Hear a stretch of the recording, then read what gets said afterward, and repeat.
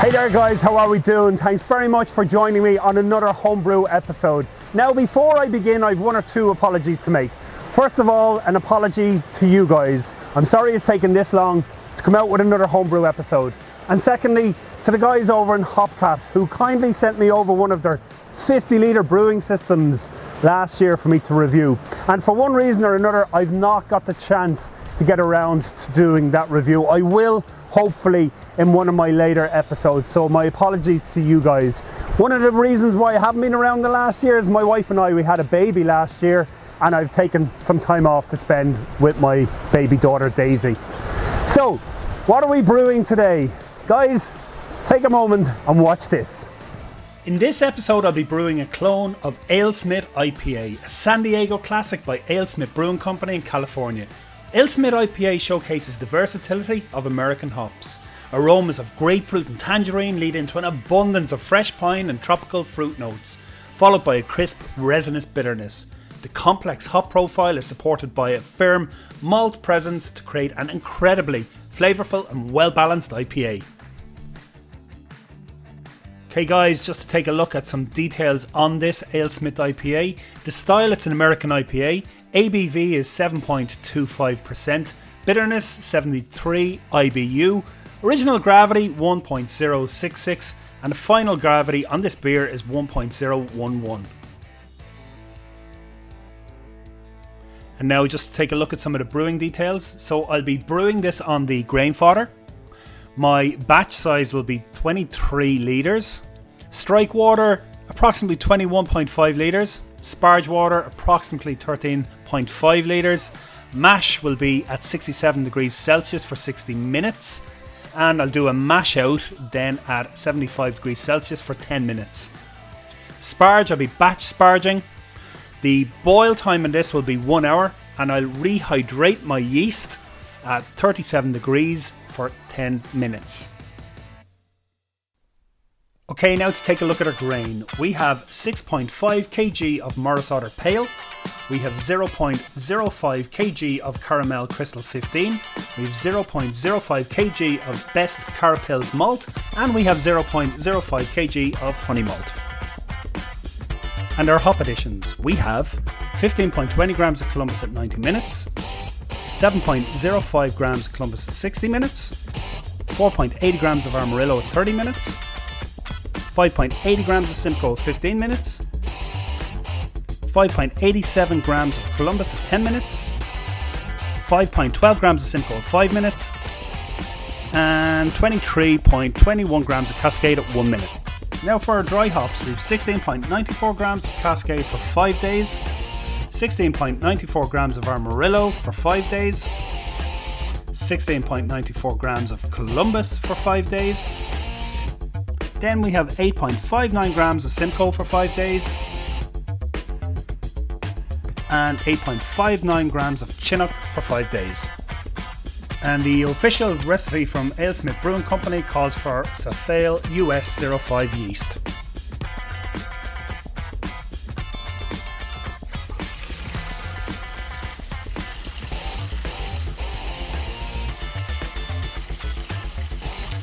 Okay, so I'm going to fill the Grainfather up with approximately 21.5 litres of strike water, and I'm going to treat that water also.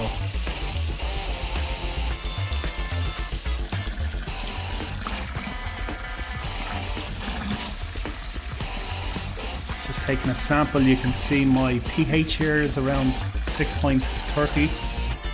And after the phosphoric acid, that will bring it down to around 5.56, 5.57, and that's perfect. Then I will take half a Candon tablet, crush that up, and add that then to my strike water. This will reduce then the chlorine.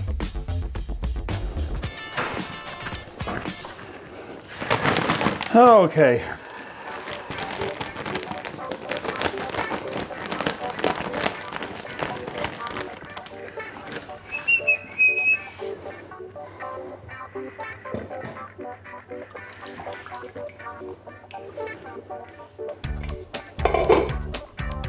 And just pop in my grain stopper.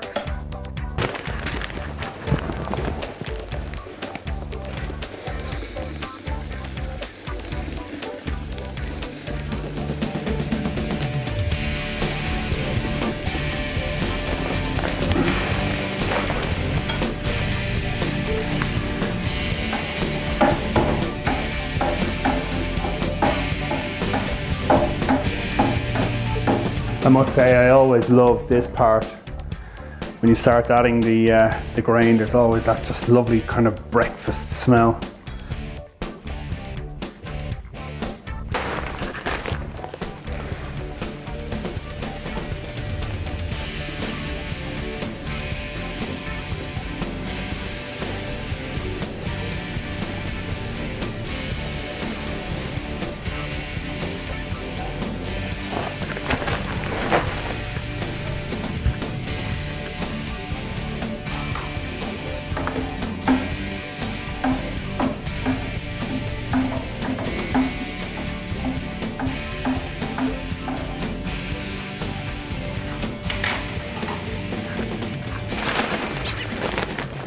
So I'd say this is going to be my last video here in this kitchen.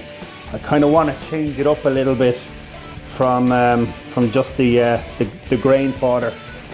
I've a few friends who also brew, and they brew completely different to my process here on the grain fodder. So I wouldn't mind kind of popping over to them for a video, especially my friend Shamrock, who brews in a large pot, and his process is so different from the grain fodder, and his beers are fabulous. It's important to get the best efficiency from every brew. So I'm always checking for my dough balls. Okay.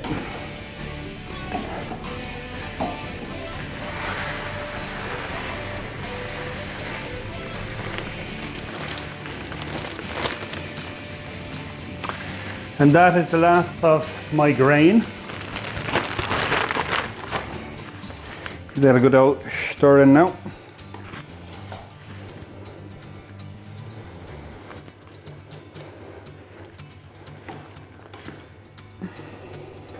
Stick on my top perforated plate.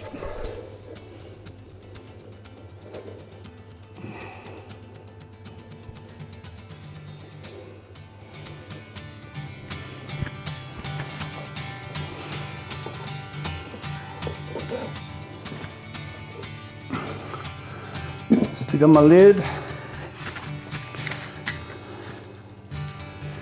Pop on my recirculation arm.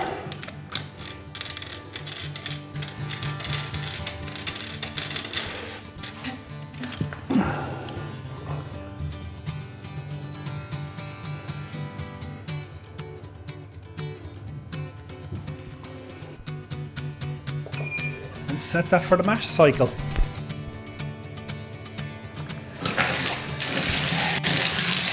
Okay, so I need about 14 litres of sparge water, so I'm going to treat this water as well, just like I did with my my strike water. Phosphoric acid, just to bring the pH down, and then I'll put in half candem tablet as well.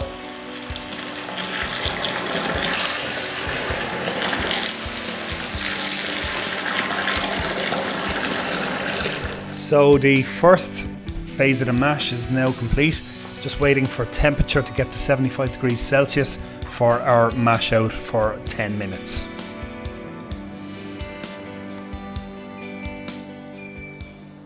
Okay, so that's the mash complete. Check out the clarity on this.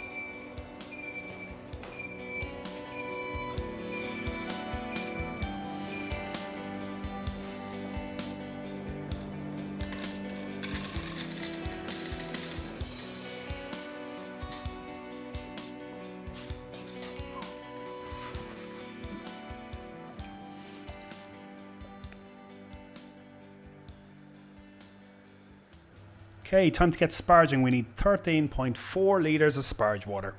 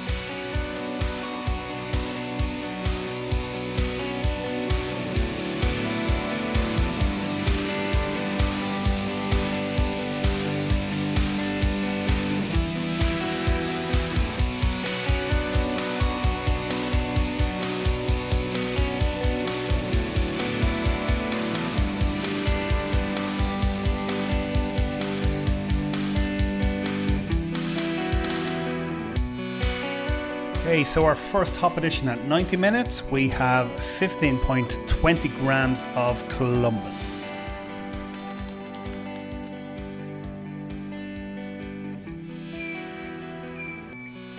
Now for our 60-minute hop addition, we have 7.05 grams of Columbus pellets.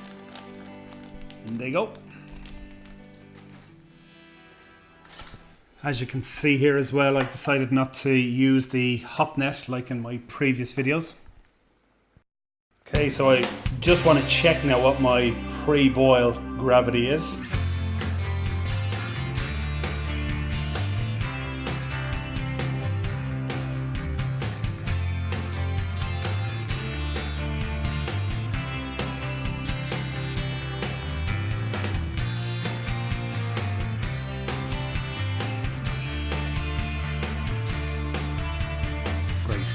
Around what I was hoping for. So 2 reasons why I decided to brew the clone of AleSmith IPA. The first one is because it rates so highly on ratebeer.com. Under IPA, you can see here it has a score of 4.08. Absolutely brilliant beer.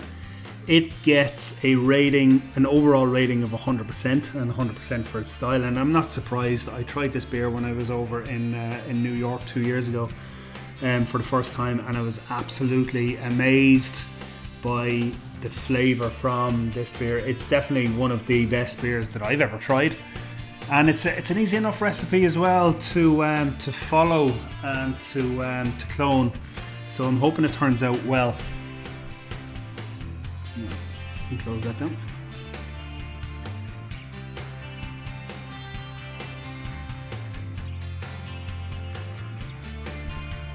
Right, so back to brewing. My next hop addition, 30 minutes, we have 4.84 grams of Amarillo. Pop your bad boys in.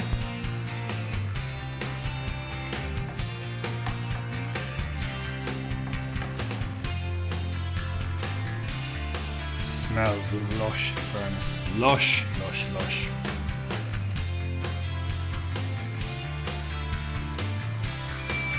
Right, so now for our 15-minute addition. 15 minutes, we have 5.81 grams of Simcoe. In you go, Simcoe.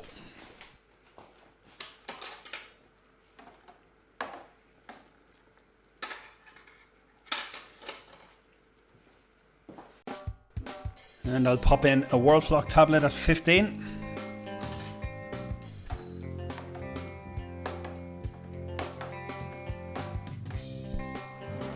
Okay, so 10 minutes on the boil, we have 5.87 grams of Columbus.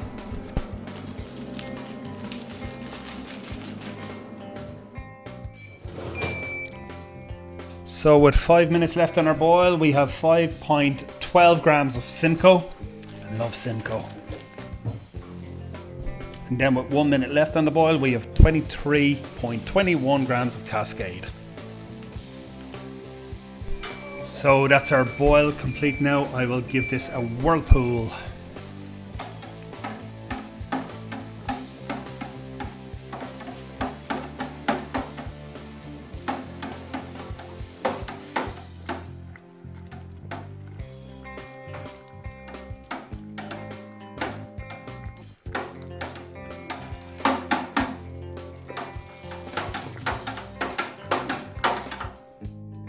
Okay, so what I'm doing now is I'm just circulating the wort through the wort chiller, and I'm going to do that for 20 minutes, and that's just going to sanitize it, and then after that then we'll be able to go into our fermentation. Here's Daisy. One moment, let me introduce you to my daughter Daisy. This is Daisy. Daisy, you can let go of my beard, and we introduce you to YouTube. So yeah, this is Daisy. Daisy's 4.5 months old. Daisy loves the beard, as you can see, don't you? So I'd say in another 2 months I'll be kind of the baldy man, because she's going mad for her. To be pissed. say goodbye.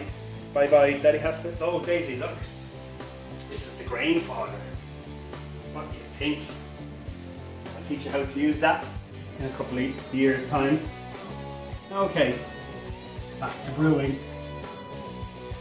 Okay, so my equipment all sanitized. I have boiled water cooled down to 37 degrees Celsius. I want to rehydrate my yeast. So the recipe calls for Safale US 05 dry yeast. Ideally I'd like to be using a liquid yeast, but look, I'm just following the recipe. So I pour that in and let it sit on top of the cooled water for about 10 minutes. Get as much out of it. Take my sanitized tin foil, place that on top. As I said, just leave that for 10 minutes. So I've got about 24 litres out of this, out of the Grainfather. That's good. Next thing I want to do is my original gravity. So do an OG reading.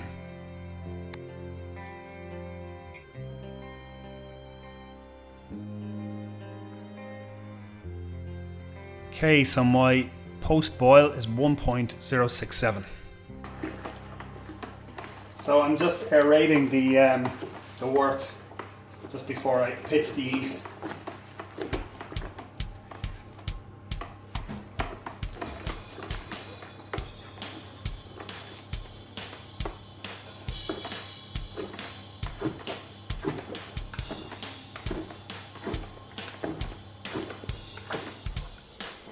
Okay, so I've had my yeast rehydrating for the last 10 minutes. As I said, on cooled boiled water. I'll mix that into a slurry and then transfer it into the bucket.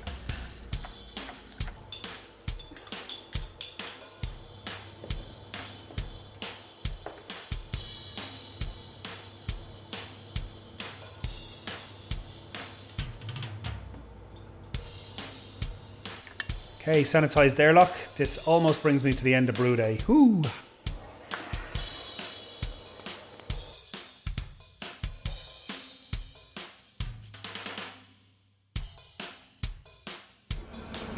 Right, so I'm going to leave that ferment now for the next 2 weeks at 20 degrees Celsius. I've just taken off a sample just to see where we're at this moment. Okay, a little bit bitter. Colour's nice, a little bit bitter, a bit cabbagey, a bit green. But look, it has to ferment properly now for the next 2 to 3 weeks, so we'll come back and we'll check it then. Now, in the meantime, I've asked a friend of mine, John, who's a national homebrew judge here in Ireland, to come over and have a chat with me with regards to what's involved in homebrew judging. Maybe give me some tips and talk about some of the beers that he has judged in the past. Also, a friend of ours, Frans, he came third in his recent homebrew competition, so I'd be interested in getting an update on what was involved in the process of that particular beer. So I'm here with my friend John Mangan, who is also a homebrewer, and John is going to answer a few questions in relation to beer judging. John, thanks very much for joining me on the video. So John, you've been a home brewer for the last 8 years and a beer judge for the last 6 years. Tell me, have you seen much over those years with regards to the style of beers evolving and the way they're judged? So in terms of the kind of the styles within BJCP, which is the Beer Judge Certification Program, the style guidelines have changed to accommodate the evolution of beer styles. Whereas previously there was X number of beer styles, now there's a good deal more.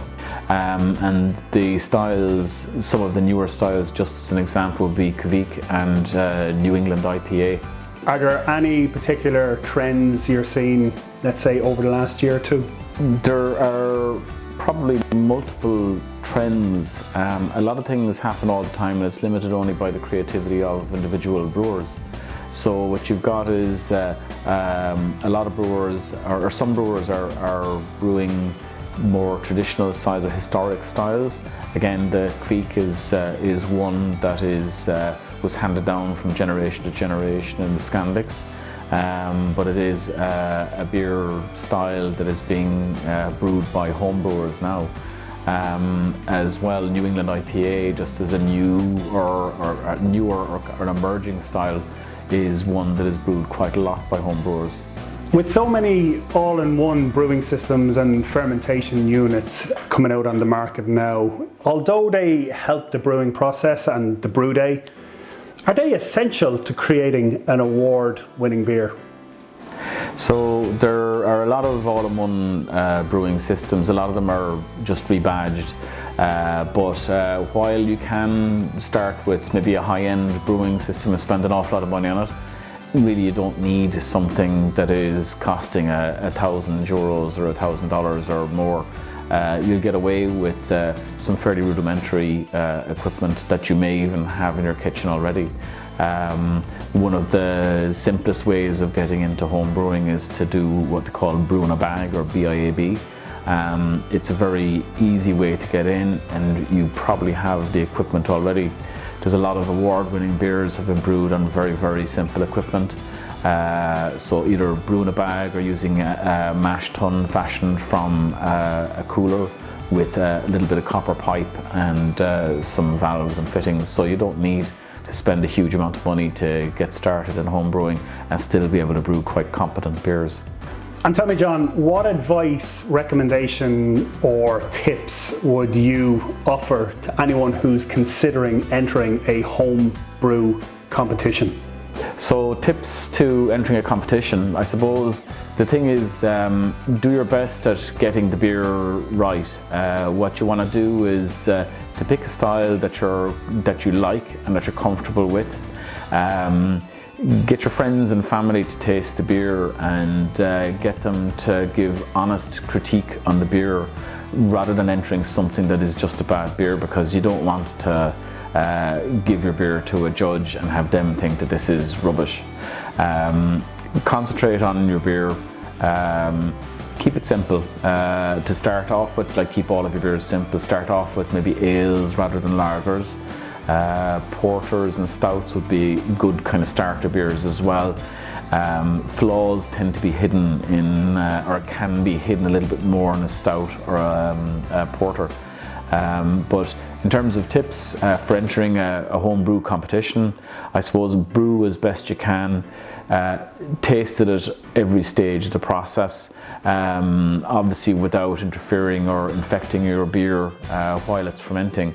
But at each kind of stage, so when you're making your beer day one, don't be afraid to taste it.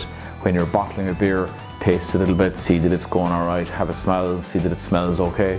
And after it's bottled, you know, take samples of it, crack open a bottle every now and then, maybe once a week or whatever, open a bottle of beer, taste it and see that you're happy that it's progressing well. And you'll know yourself over time, like, whether the beer is going well or not. Sometimes people will get a free beer and think, great, I'm going to say this is good because it's free beer. Just because it's, you know, make sure that people actually criticize the beer and pick out any flaws that they perceive in the beer. Right, so guys, an exciting time. I am ready now to go kegging. So I've washed and I've sanitized my keg, and I have all my other bits and pieces, my hop net, sanitizing, and my siphon ready to go. I've taken in the fermentation bucket. I'm going to take off a sample, have a taste of it, and then we'll go kegging. Okay, so I'm going to take out my sanitized auto siphon, just let that drain.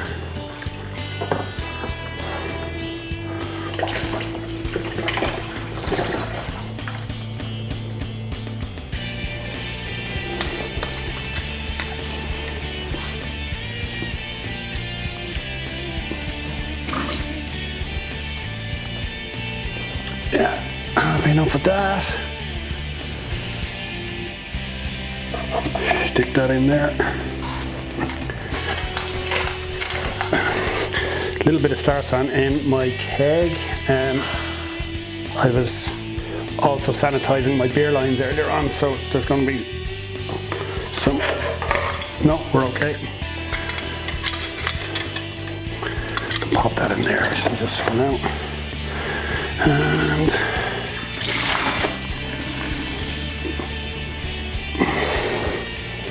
yeah, all good, all good.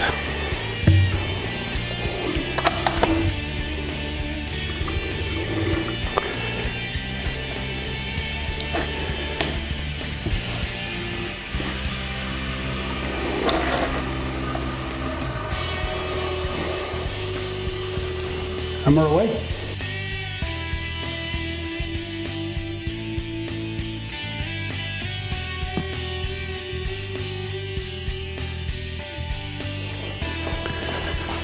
So that's me done.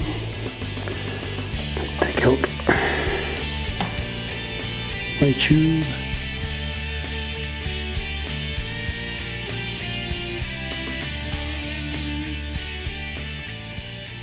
So I'll be doing a star sand test, some star sand around the outer ring of the keg, apply my gas and just to check that we've no leaks. Attach my gas line. Now you might just ignore this setting, this just suits me because my regulator is slightly out of whack. I set it to around 7 or 8, so I have to do this very slow. If I go any higher, I have some problems. That should be alright. If I leave that now for the next couple of weeks to condition, should all be good. So I'm here with a friend of mine, Frans Bakx, who is also a home brewer and won a bronze medal in a recent homebrew competition. Frans, thanks very much for taking the time out of today to answer a few questions. You're welcome. Tell me a little bit about the style of beer you brewed and what inspired you to brew this style. I brewed a British IPA for this competition. I entered that into the National Homebrew competition. This was not the intentional brew I meant to enter or enter anything at all.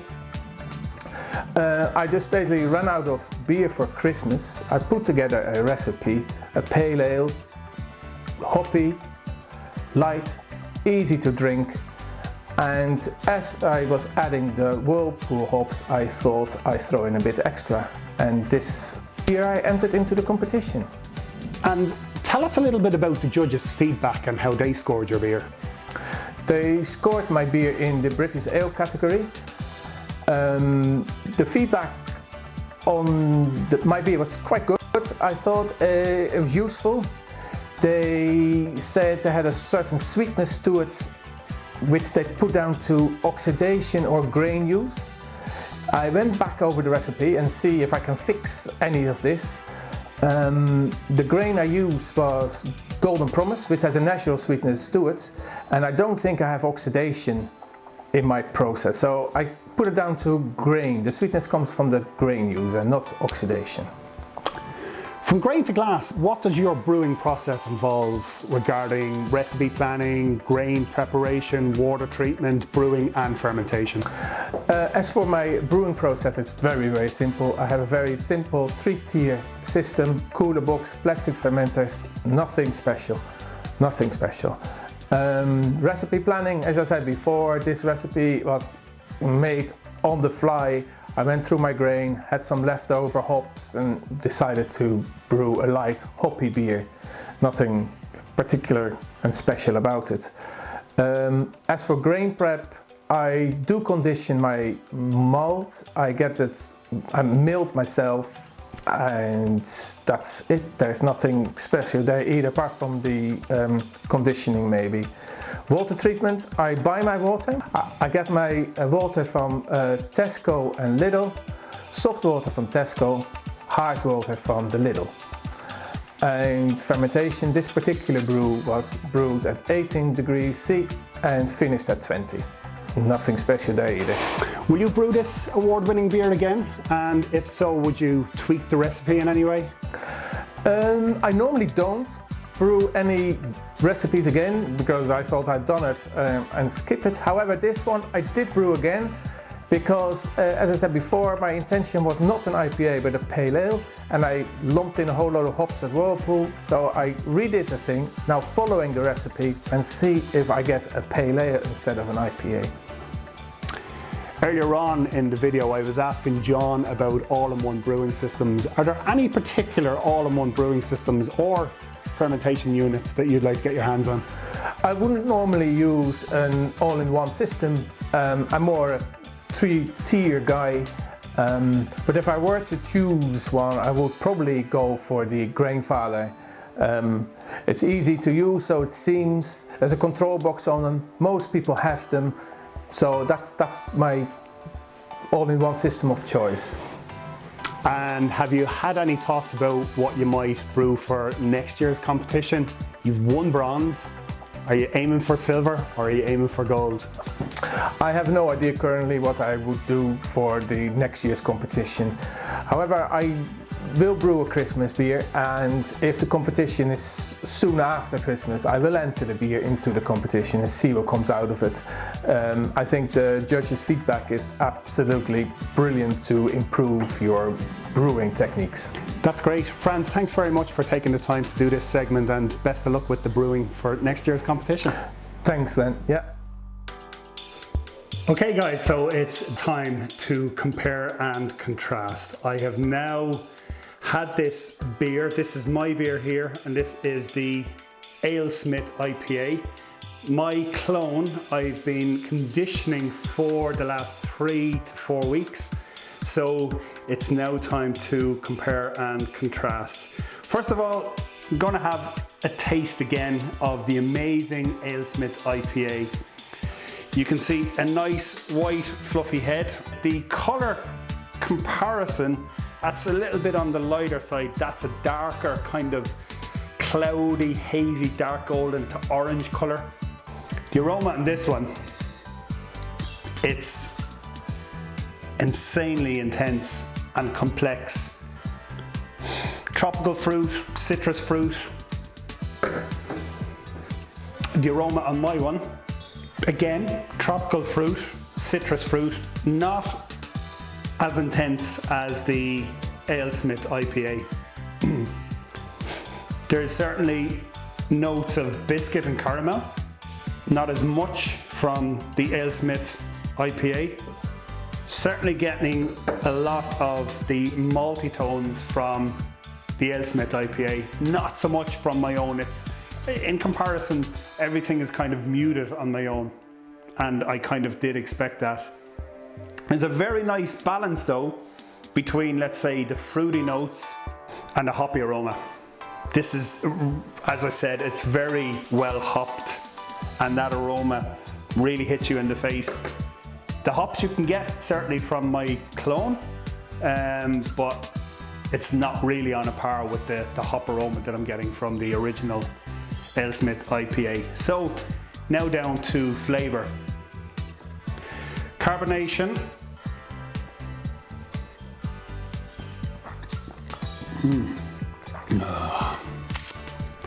Before I go any further, if you've not had a chance to try the AleSmith IPA, if you can get your hands on a can, or if you can get your hands on a pint of draft or glass of draft, give it a go. It is absolutely amazing. It's outstanding. So medium carbonation, medium full body. My one.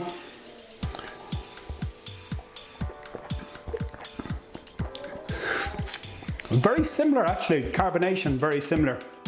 So I had this on CO2 for about 3 to 4 weeks, and my carbonation, I was checking it ever so often just to make sure that if it's low carbonation, I don't mind, but I've had issues in the past where I've overcarbonated.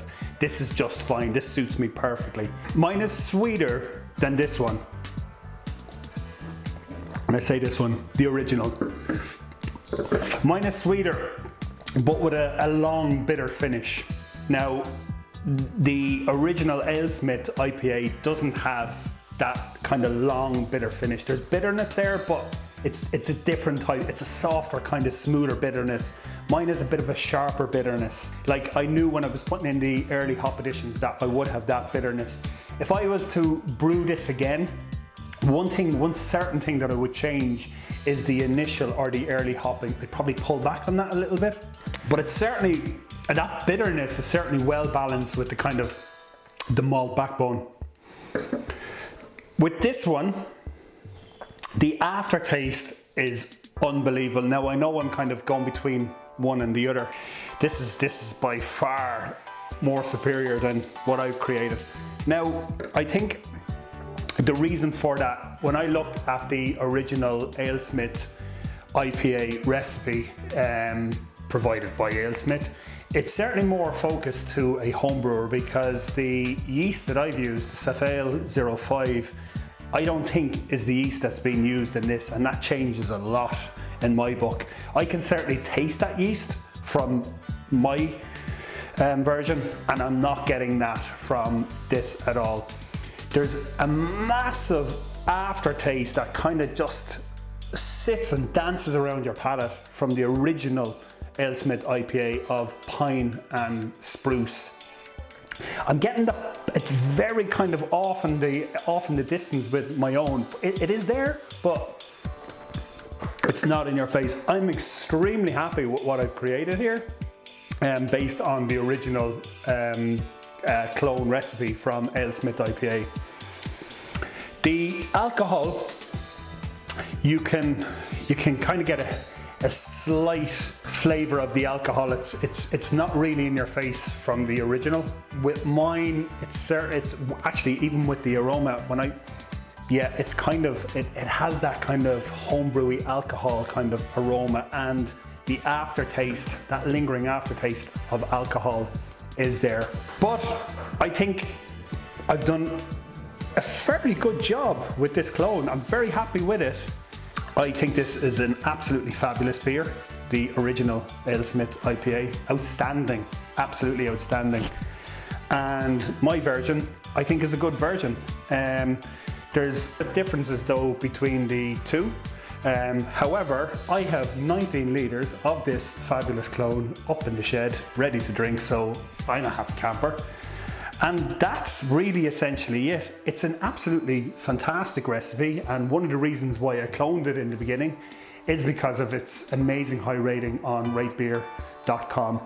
It's an easy recipe to follow, it's an easy recipe to produce, so if you want to give it a go, do, and let me know how you get on with the recipe. So as I was saying earlier on in the video, this most likely will be the last brew in this kitchen for one reason or another. My wife and I are looking at setting up and moving further afield. And also, more importantly, I kind of want to change up the videos. A lot of my videos have just been focused on the Grainfather in this spot. I want to bring more people into the videos. I want to have more interviews. The interviews earlier on with John and Frans. John with regards to the beer judging, and Frans with, you know, winning the bronze medal and his approach on that. I've not entered one of these competitions, and certainly listening to both John and Frans have kind of given me that inspiration to push on with a recipe to brew a great beer and put it in for next year's competition. So that's one thing that I will be doing. I kind of want to bring more people into the mix. If you're a home brewer and you'd be interested in taking part in one of the videos, brewing beside me, just for a bit of crack here in Cork, do let me know.